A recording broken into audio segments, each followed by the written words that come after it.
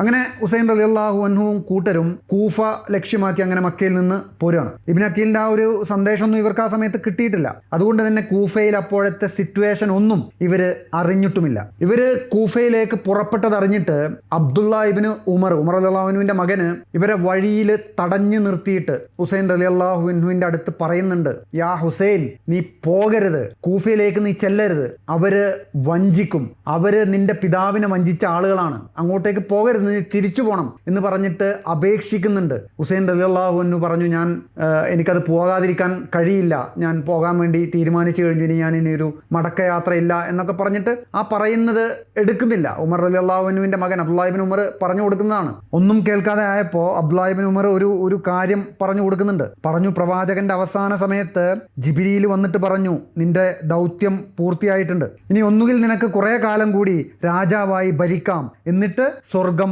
കരസ്ഥമാക്കാം, അതല്ലെങ്കിൽ ഇപ്പൊ നിന്റെ റബ്ബിനെ പോയി കാണാം, എന്നിട്ട് സ്വർഗം കരസ്ഥമാക്കാം എന്ന് പറഞ്ഞു. അങ്ങനെ ആ സമയത്ത് റസൂല് സ്വീകരിച്ചത് ആഖിറമായിരുന്നു. ഭരണം സ്വീകരിച്ചില്ല, പകരം ആഖിറമാണ് സ്വീകരിച്ചത്. ആ പ്രവാചകന്റെ മകനാണ് നീ, നിങ്ങൾക്ക് ഈ രാജഭരണവും ഖലീഫ ഭരണവും ഒന്നും പറഞ്ഞിട്ടില്ല. പ്രവാചകൻ അത് വേണ്ടെന്ന് വെച്ചത് പ്രവാചകന് വേണ്ടി മാത്രമല്ല, നിങ്ങൾക്ക് എല്ലാവർക്കും കൂടിയാണ്.